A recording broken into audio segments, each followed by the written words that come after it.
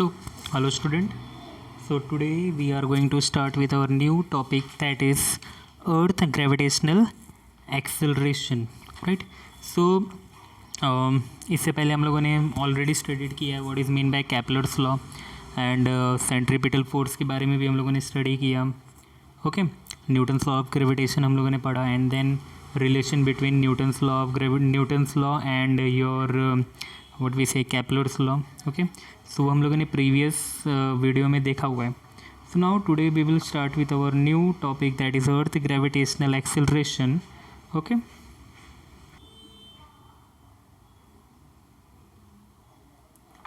so now as you can see in the diagram, okay, so our earth is given, earth का half ही दिया हुआ है, that is semicircle दिया हुआ है, and on that earth one object is given. Okay, and वो जो object है उसका जो उसके अंदर से एक लाइन अभी हम लोग देख रहे थे अर्थ के सेंटर की तरफ आ रहा था, that is what your force of gravity. उसे क्या बोलते हैं हम लोग? Force of gravity.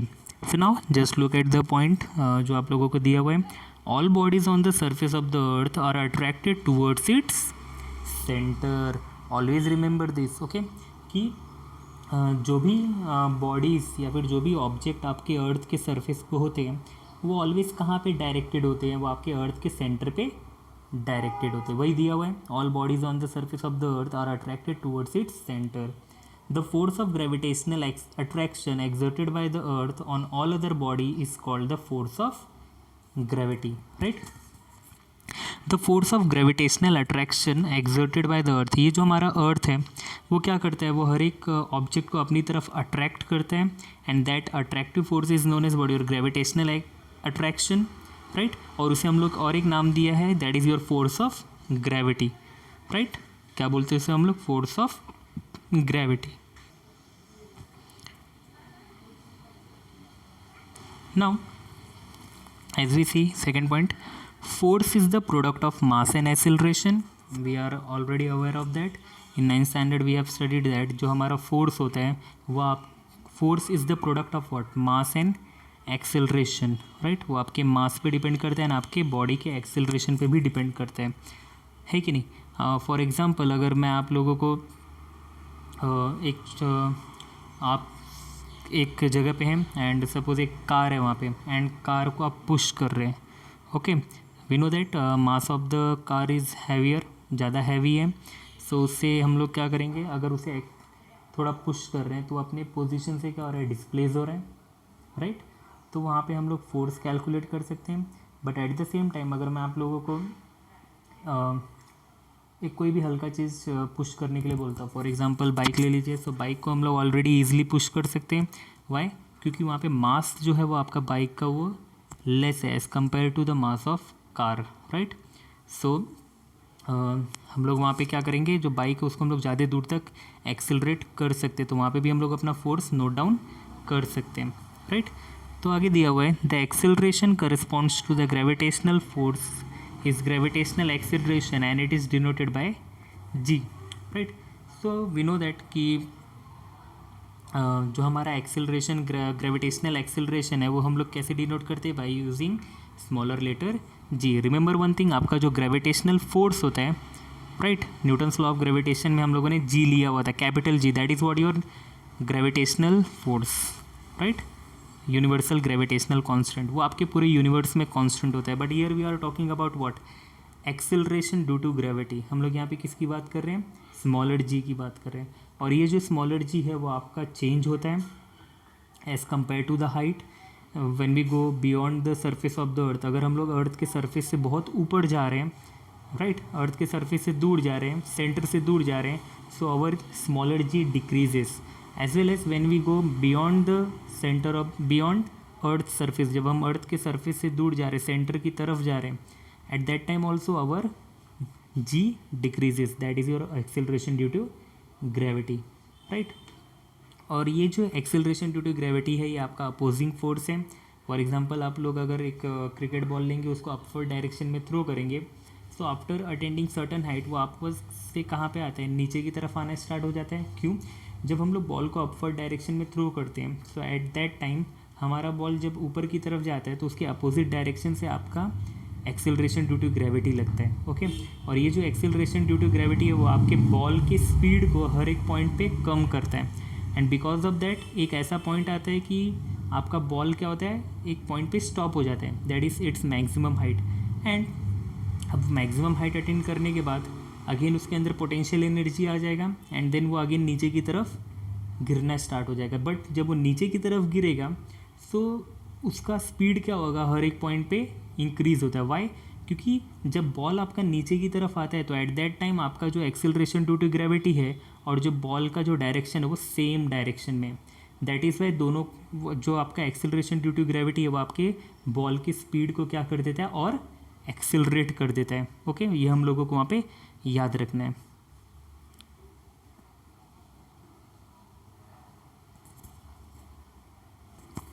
So, therefore the magnitude of the gravitational force F will be equal to the product of mass and gravitational acceleration, right? ये आप लोगों को याद रखना है वहाँ पे। So now, as you can see, one equation is given. We know force is given by what? Mass into acceleration due to gravity, that is G, right? हम लोगों ने इससे पहले फादर इज इक्वल टू माँ का relation पढ़ा हुआ था ना। So in that father is equals to M A, your F is what? Force, जिसे हम लोग फादर से डिनोट करते हैं, and M A that is M A, M for mass and A for acceleration. So A और यहाँ पे ये जो जी है वो दोनों सेम ही है, राइट? दोनों में हम लोग एक्सेलरेशन की ही बात कर रहे हैं। So from Newton's law of gravitation, जो हम लोगों ने प्रीवियस वीडियो में स्टडी किया था, वहाँ पे हम लोगों को भी ग्रेविटेशनल फोर्स का वैल्यू मिला था, that is G into M1 into M2 upon D square. ये आप लोगों को याद नहीं है तो आप प्रीवियस वीडियो में जाके चेक कर सकते हैं। सो here we are getting two value of f, that is f is equals to mg, and in other case we got f equals to g m1 into m2 upon d square. Now combining about two equation we get, हम लोग क्या करेंगे, दोनों equations को similar दिखाएंगे। सो आपका हो जाएगा mg equals to g into capital M into m upon d square. Here capital M is what? Mass of the earth, right? And smaller m क्या हो जाएगा आपका? Mass of the object. किसी भी ऑब्जेक्ट की बात करें, फॉर एग्जांपल आप ये डायग्राम में देखेंगे जहाँ पे आपका हाफ अर्थ दिया हुआ है, इन दैट वहाँ पे ग्रीन कलर का कोई तो समझ लीजिए आप, वो आपका स्टोन है। सो उस स्टोन का जो मास होगा वो आपका स्मॉलर m हो जाएगा, एंड अर्थ का जो मास हो जाएगा वो आपका कैपिटल M हो जाएगा। ओके, सो आपके left hand side as well as right hand side पे दोनों जगह पे आप नोट डाउन करेंगे तो स्मॉलर m है। सो वो दोनों m आपस में क्या हो जाएंगे? कैंसिल। तो क्या बचेगा आपके पास? g equals to smaller g equals to capital G into m upon D square, right? क्योंकि वहाँ पे स्मॉलर m और लेफ्ट हैंड साइड में जो स्मॉलर m है और राइट हैंड साइड में जो स्मॉलर m है वो दोनों आपस में क्या हो जाएगा वहाँ पे? कैंसिल। ठीक है। So now you can see in the diagram दिया हुआ है आप लोगों को, m is the mass of the earth, d is the distance between the object and the earth. d वहाँ पे क्या रहेगा? Distance between the object and the earth. तो यहाँ पे तो अभी देखेंगे आप लोग तो ऑब्जेक्ट आपका अर्थ के सरफेस पे ही है, राइट? तो वहाँ पे कोई भी डिस्टेंस नहीं है, बट हम लोग कभी भी distance centre of the earth से कैलकुलेट करते हैं। ओके, वो याद रखना है आप लोगों को, right? In case of when we talk about satellites, moon, planets, तो उनका डिस्टेंस हम लोग अर्थ के सेंटर से ही निकालते हैं, रिमेंबर दैट। नाउ आपके यहाँ पे पॉइंट दिया हुआ है एंड में, आप देख लीजिए वहाँ पे, this is the general expression for g where m is the mass of the earth and d is the distance between the object and the earth, right? d क्या हो जाएगा? Distance between object and the earth. किसी भी object की बात कर रहे हैं तो उसका अर्थ से जो डिस्टेंस होगा वो d होगा आपका। Acceleration due to gravity is a vector quantity and it is always act downward, जैसे कि मैंने बोला था, राइट? आपका जो एक्सेलरेशन ड्यू टू ग्रेविटी वो क्या हो जाएगा? Vector quantity, because it depends on magnitude as well as direction. यहाँ पे हम लोग पर्टिकुलर डायरेक्शन की बात कर रहे हैं। आपका जो एक्सेलरेशन ड्यू टू ग्रेविटी है वो अपवर्ड डायरेक्शन से डाउनवर्ड डायरेक्शन में आता है, राइट है? वो याद रखो आप लोग। इन केस ऑफ मैंने अभी थोड़ी देर पहले एक एग्जांपल बताया था बॉल का, कि जब आप बॉल अपवर्ड डायरेक्शन में थ्रो करते हो तो उस पर ग्रेविटी कहाँ से आता है? अपोजिट डायरेक्शन से। बट जब आपका बॉल नीचे की तरफ आता है तो इन दैट केस आपका gravity and direction of the ball दोनों सेम हो जाते हैं। तो ऑलवेज रिमेंबर वन थिंग कि अगर आप ऊपर की तरफ जा रहे हो तो आपको अपोजिट डायरेक्शन से ही ग्रेविटी लगेगा, राइट, वो याद रखना है आपको। Now as you can see in the diagram, आपको दिया हुआ है let an object B on or near the surface of the earth. Okay, वहाँ पे डिस्टेंस डी भी दिखाया हुआ है। डिस्टेंस डी कहाँ से दिखाया हुआ है आप लोगों को? सेंटर ऑफ द अर्थ से। तो बोला हुआ है let an object B on or near the surface of the earth. आपको एक ऑब्जेक्ट कंसिडर करना है जो आपके अर्थ के सरफेस पे हो या आपके अर्थ के सरफेस से थोड़ा दूर हो।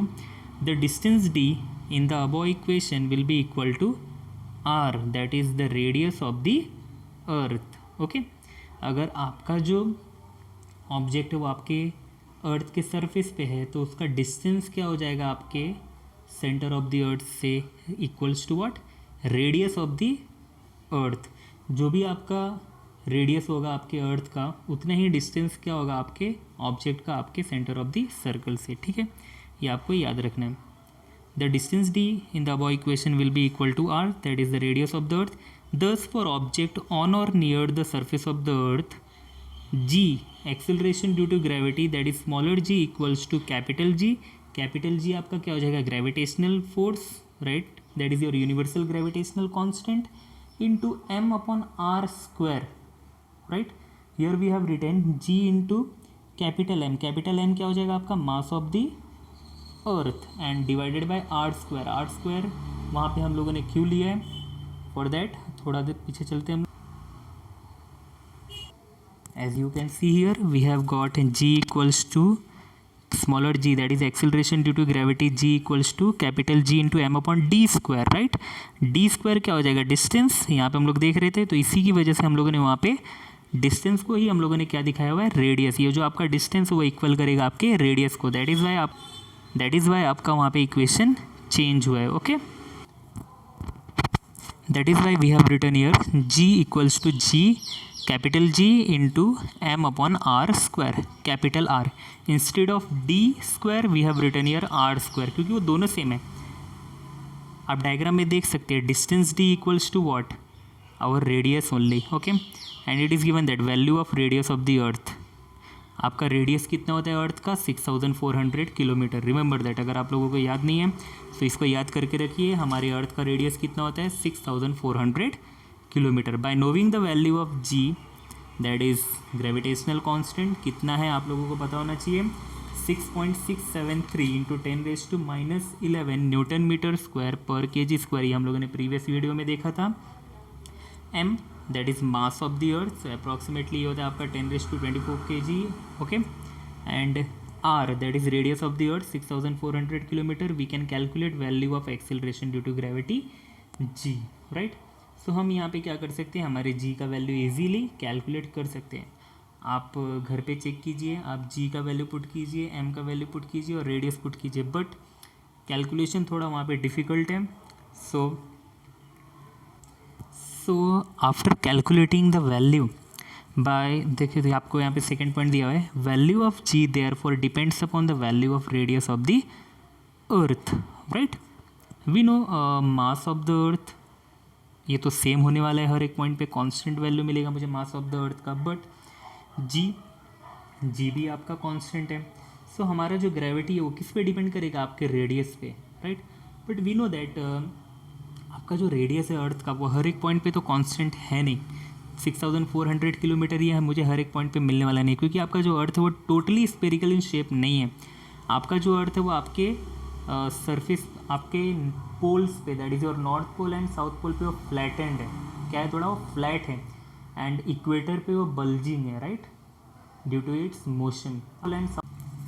सो since shape of the earth is not perfectly spherical, value of G changes from place to place on the surface of the earth.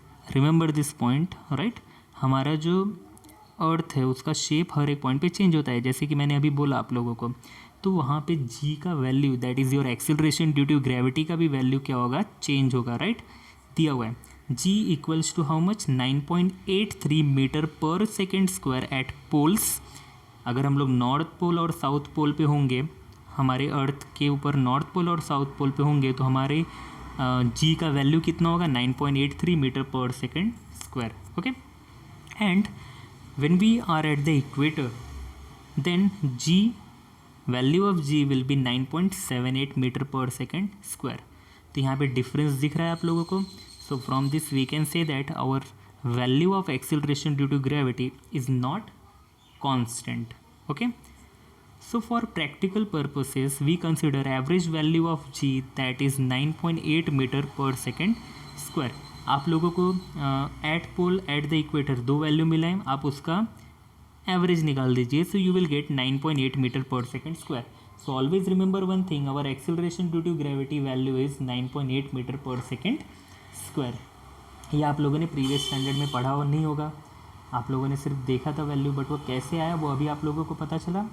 Okay, सो आप लोगों को ये बहुत ही अच्छा टॉपिक आज सीखने को मिला है। Okay, so it is given shape of the earth is not perfectly spherical.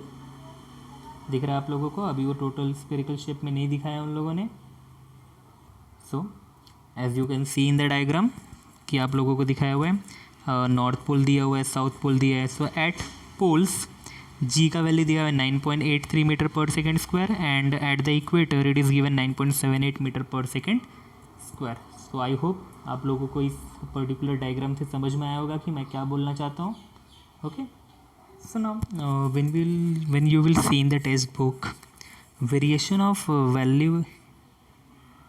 in value of g is given, so there is 3 point mention, that is your changes along the surface of the earth and change with height and change with depth. So remember one thing, your g changes along the surface of the earth as we can see here and आपका जो value of g है वो height की वजह से भी change होता है। Now let us consider an example. अगर आप देखेंगे आपका जो एरोप्लेन चलता है वो आपके अर्थ के सरफेस से अप्रॉक्सीमेटली 6 to 7 किलोमीटर की हाइट पे रहता है। ओके, इतना तो डिस्टेंस होता है उसका। सो जब वो ट्रैवल करता है तो उसका अर्थ के सेंटर से उसका जो डिस्टेंस है, उसका जो हाइट है वो चेंज हो रहा है, right. So in that case आपके एरोप्लेन पे जो ग्रेविटी है वो क्या होगा, कम होगा as compare to surface of the earth. अगर आप एरोप्लेन में हैं तो आपके ऊपर जो ग्रेविटी एक्ट हो रहा है वो कम है as compare to surface of the earth. Why? क्योंकि वहाँ पे हमारा जो रेडियस है, अभी हम लोग अर्थ के सरफेस पे है नहीं, राइट। सो इसका मतलब क्या है, अभी हम अर्थ के सरफेस से दूर हैं। सो इन दैट केस हमारा जो हाइट है वो अर्थ के सेंटर से बढ़ गया। सो बिकॉज ऑफ दैट वहाँ पे आपको जी का वैल्यू क्या मिलेगा, कम मिलेगा। And as we go on the surface of the moon, अगर आप मून के भी सरफेस पे जाएंगे तो वहाँ पे भी आप लोगों के ऊपर जो ग्रेविटी लगेगा वो कम होगा, that is 1/6 of the earth, right. इतना कम लगता है वहाँ पे ग्रेविटी, वो आप लोगों को याद रखना है। One more thing, as we go inside the earth, जब हम लोग अर्थ के अंदर जाएंगे, सो अर्थ के अंदर जब हम लोग जाएंगे, अगर हम लोग अर्थ के अंदर जाते हैं तो हमारा जो रेडियस है वो कम हो जाएगा।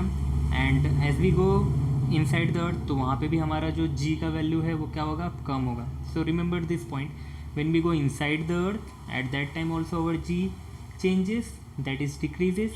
And as we go above the surface of the height at that time also our G changes, right.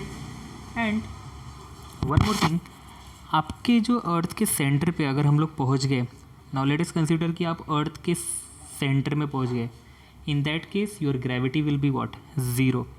So remember one thing, at the center of the earth your gravity is 0. Now students, our next topic is mass and weight. So we know in 9th standard हम लोगों ने already देखा हुआ है what is mean by mass and weight. And there is a big difference between mass and weight. मास जो होता है वो आपका पूरे यूनिवर्स में कांस्टेंट होता है। For example when we talk about pen, अगर मैं आप लोगों को एक पेन देता हूँ तो अगर उस पेन का वेट है सपोज 20 ग्राम, राइट। सो मैं आपको बोलता हूँ कि उस पर्टिकुलर पेन का जो मास है 20 ग्राम, वो आपके पूरे यूनिवर्स में क्या होने वाला है, कांस्टेंट। आप उस पेन को कहीं पे भी लेकर चले जाइए पूरे यूनिवर्स में, किसी भी प्लैनेट पे कहीं पे भी, तो उसका मास क्या होने वाला है, सेम होने वाला है, दैट इज़ 20 ग्राम, राइट।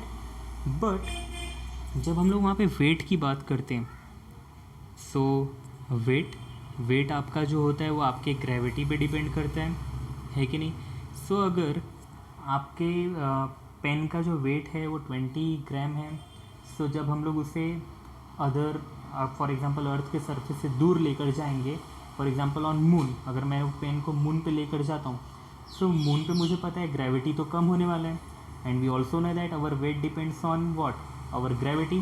सो अगर वेट आपके ग्रेविटी पे डिपेंड कर रहा है तो मून पे तो ग्रेविटी कम है, इसका मतलब क्या हो जाएगा कि मून पे आपके पेन का वेट भी क्या होगा, कम होगा। वो आप लोगों को याद रखना है। सो इसका मतलब क्या है कि वेट जो है वो आपका कांस्टेंट नहीं है, वो चेंज होगा, and it will depends on what your gravity. तो चलिए देखेंगे। अभी यहाँ पे फर्स्ट पॉइंट दिया हुआ है, the force standing to pull a body towards the centre of the earth is called the weight of the body, right. मतलब क्या बोला है वहाँ पे, आप डायग्राम में देख सकते हैं, अर्थ दिया हुआ है, on the surface of the earth one ball is given, and वहाँ पे एक एरो पॉइंट किया हुआ है सेंटर ऑफ द अर्थ की तरफ। तो इसका मतलब क्या बोला है कि अगर जो भी हमारा जो अर्थ है, राइट, बोला हुआ है the force standing to pull a body towards the centre, हम लोग जितना फोर्स एक्सर्ट कर रहे हैं अर्थ के सरफेस पे, that is what our weight is. तो आप लोगों को हमेशा याद रखना है, एंड वेट हम लोग न्यूटन में भी मेजर करते हैं, ठीक है। So now as you can see it is given that, so अभी हम लोगों ने क्या पढ़ा कि the force standing to pull a body towards the centre of the earth is called weight of the body. See यहाँ पे क्या हो रहा है, एक्चुअली यही आपकी ग्रेविटेशनल फोर्स में भी होता है। सो वहाँ पे एक पॉइंट दिया हुआ आप लोगों को, the weight of a body is thus the gravitational force exerted on it by the earth. तो एक्चुअली आपका जो वेट है वो क्या है, आपका फोर्स ही है एक तरीके का, that is your gravitational force, right. So now as you can see, weight of an object having mass m, right? So weight of an object having mass m is given by w equals to mg. So remember one thing कि आपका जो मैंने भी एक example लिया था pen का, तो पेन का मास 20 ग्राम है, राइट। वो तो चलो यूनिवर्स में, पूरे यूनिवर्स में कांस्टेंट है, बट वेट का भी आपका एक फॉर्मूला होता है। वेट का फॉर्मूला क्या हो जाएगा, mg, because we know that weight actually क्या होता है, आपका जो भी फोर्स हम लोग अर्थ के सरफेस पे लगा रहे हैं, या फिर हमारे that is your pulling force of the अर्थ, वो हम लोग बोल सकते हैं, right.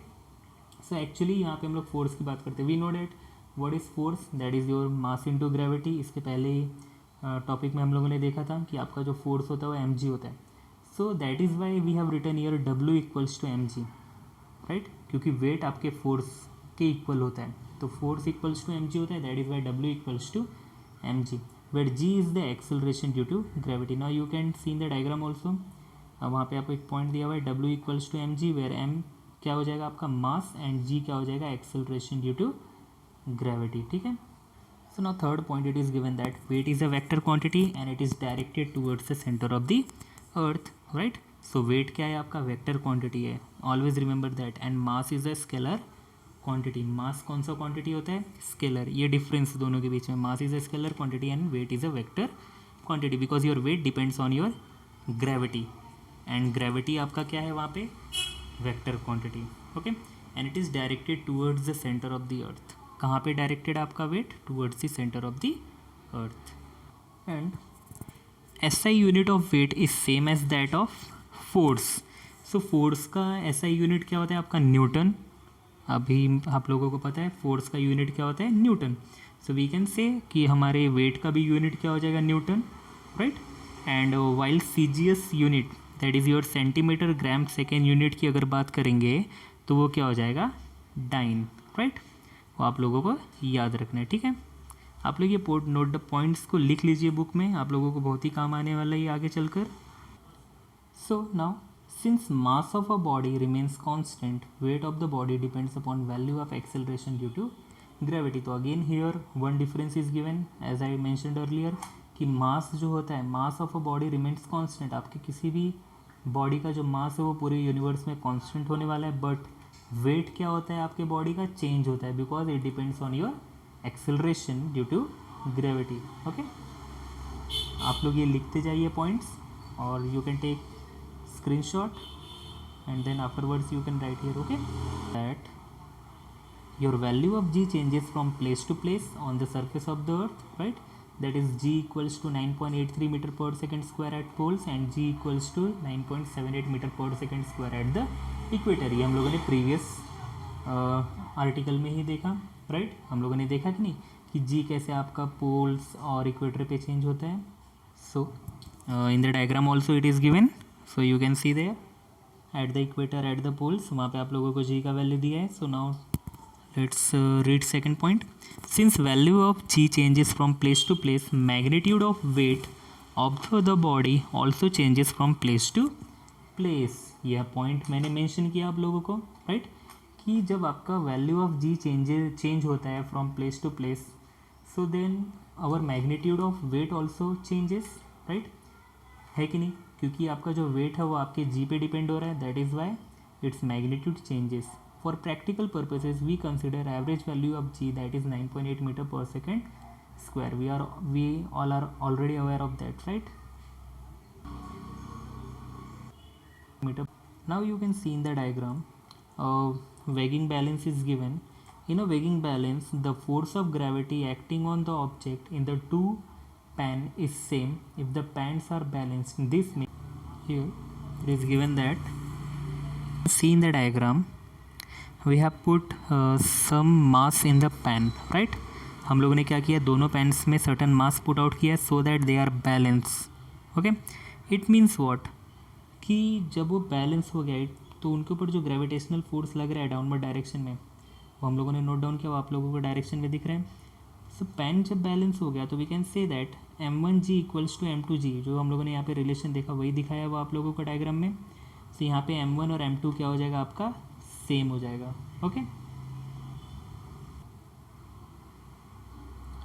so now let's move on to our new topic, that is free fall. So as you can see in the diagram, one project rocket is given. Okay, so सबसे पहले आप diagram थोड़ा एनालाइज कीजिए.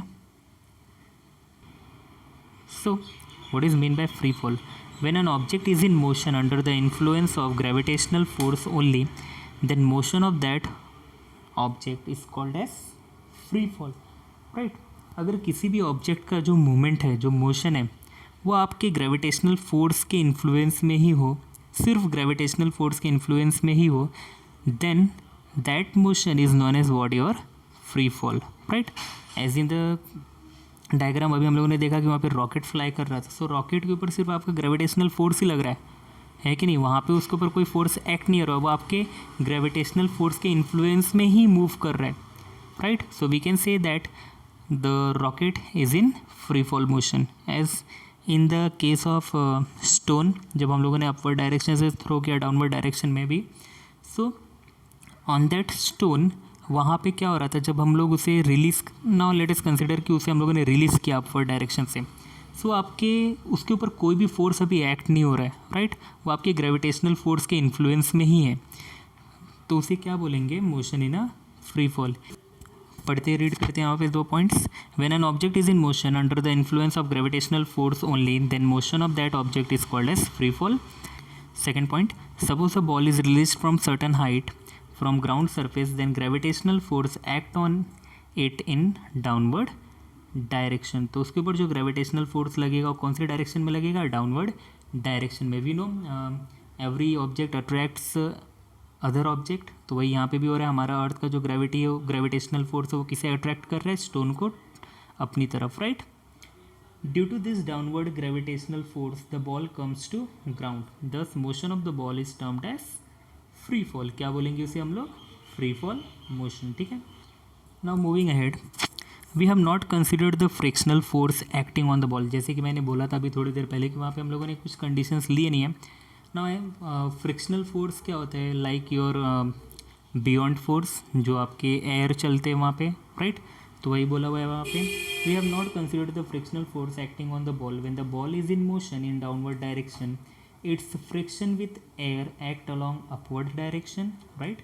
जब आपका ball downward direction में आता है, राइट, जब वो फ्री फॉल मोशन में आता है तो उस पर एयर भी तो अपना फोर्स लगाता है, बट वो हम लोगों को यहाँ पे क्या करना है, निगलेक्ट करना है, राइट? है कि नहीं?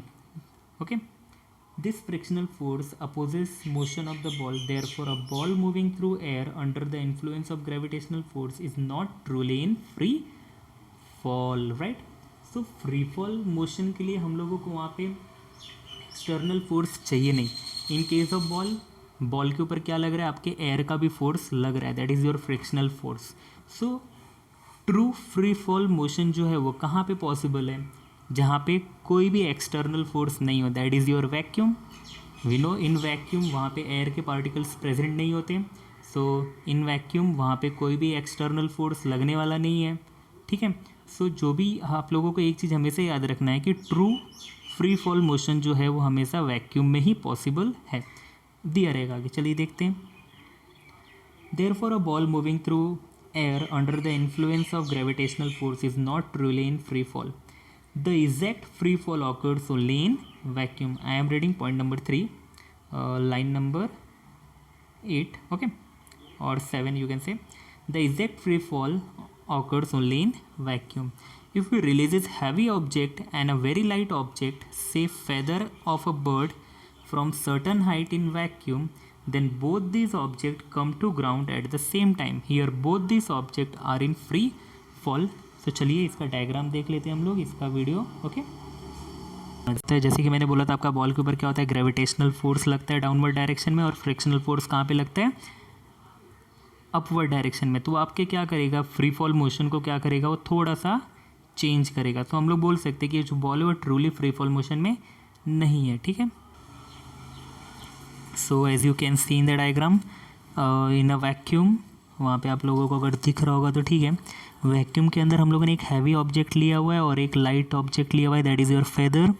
सो डायग्राम आप थोड़ा ध्यान से देखेंगे तो आप लोगों को दिखेगा both are travelling at the same speed, क्योंकि वैक्यूम में क्या होता है, किसी भी ऑब्जेक्ट का स्पीड ज़्यादा या कम नहीं होता. देखिए आप डायग्राम में कैसे, you can see in the diagram, वो जो वाइट कलर का आपका फेदर है उसके जस्ट साइड में एक बॉल है, वो दोनों सेम स्पीड पे ग्राउंड के सरफेस पे है, राइट है कि नहीं. सो यहाँ से एक इंटरेस्टिंग पॉइंट क्या निकलता है कि अगर हम लोग किसी भी चीज़ को वैक्यूम में रखेंगे, वेदर सो वैक्यूम में वहाँ पे वेट का फ़र्क पड़ने वाला नहीं है. ठीक है. वी नो फेदर का तो वेट जो है वो नेग्लिजिबल ही रहेगा, आप उसे कंसिडर कर सकते हैं, बट बॉल का तो सर्टेन वेट है कि नहीं. सो जब हम लोग दोनों को वैक्यूम के अंदर एक सर्टन हाइट से एट द सेम टाइम पे रिलीज़ करेंगे तो दोनों सेम टाइम पे ही अर्थ के सरफेस पे आने वाले हैं, राइट. वो आपके इस पॉइंट में दिया हुआ है. ओके.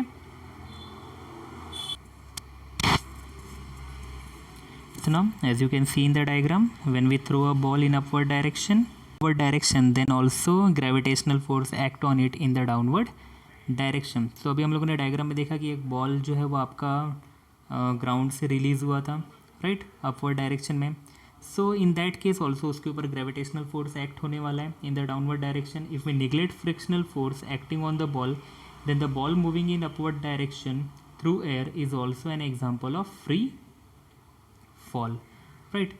सो क्या बोला हुआ है, if we neglect frictional force, so जब हम लोग बॉल को थ्रो करते हैं अपवर्ड डायरेक्शन में, अगर उसके अंदर हम लोग फ्रिक्शनल फोर्स को निगलेक्ट कर दे, सो वी कैन से कि हाँ वहाँ पे जो है वो भी आपका फ्री फॉल मोशन है, वो भी आपका एग्जाम्पल है एक फ्री फॉल का, राइट.